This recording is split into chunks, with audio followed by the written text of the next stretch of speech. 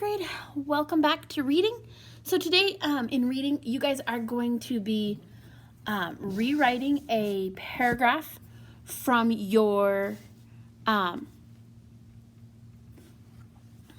my brain just stopped, from either social studies or science, okay? Or any of your other keyword outlines. You need to pick two of your keyword outlines that you haven't already written a paragraph about.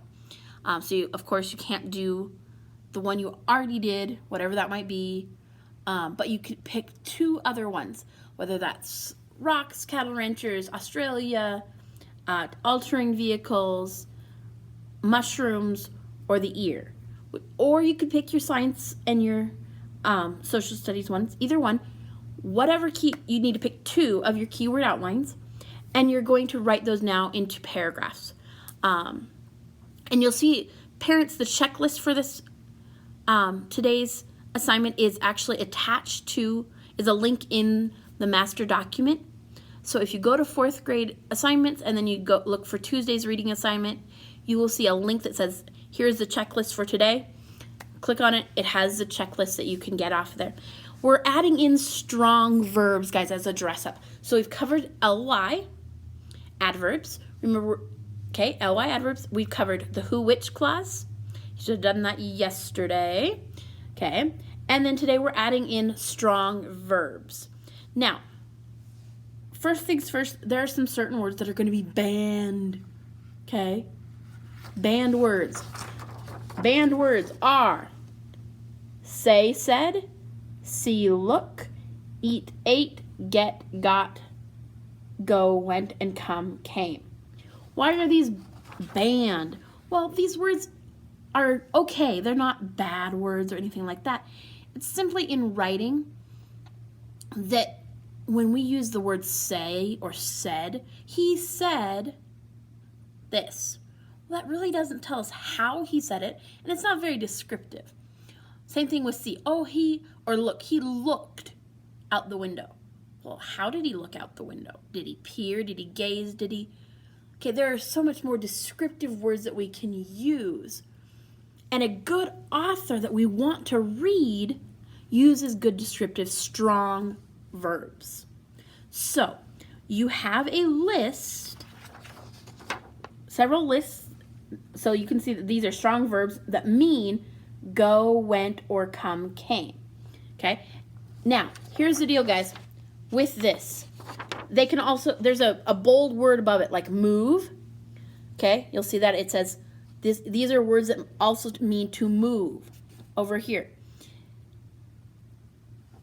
I didn't say that was a banned word, but if you think and say, oh, I'm using move, the cattle rancher moves. Oh, move is one of those ones that doesn't really give us a strong image. A strong verb gives us a strong image. It makes us as readers see a picture of what that person is doing or saying or whatever it might be. Okay? So if I was to say the cattle rancher moves, oh, how does he move him? Well, how does he move the cattle? How does he move them? Does he rotate the cattle from field to field? That might be a great word. So see, I can look at my list and I can see, oh, hey, I can replace move with rotate. Or I could say the cattle rancher,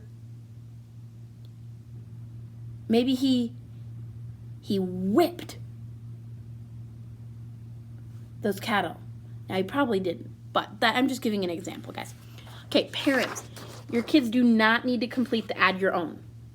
Please don't make them add any more on here. This is just an example that if they come up with another word, awesome, great. They can add it over here. It's not a have to. Please, please, please do not make them do this.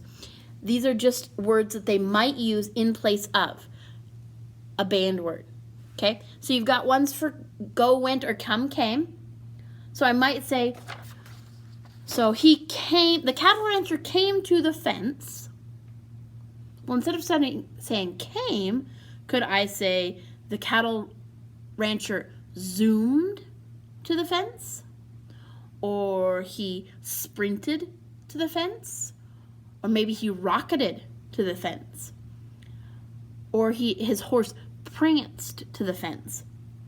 Okay, there are a lot of, I can replace a banned word that's boring and old with a strong verb that gives good imagery. So when we're looking at our rewriting from our paragraphs or from our keyword outlines, guys, as we're going, let's think about the cockapoo. Okay, I could state, what do they look like, right? He looks. Well, I could say something like, his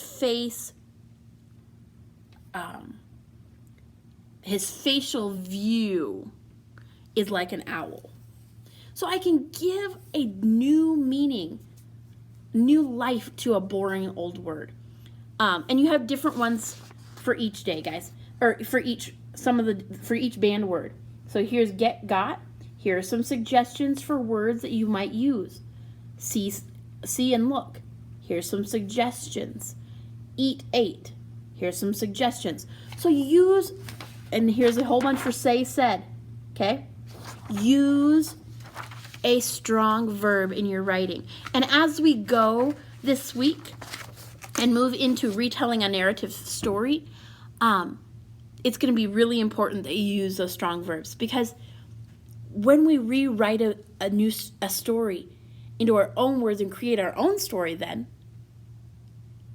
those verbs that are really strong in imagery help us build a solid story.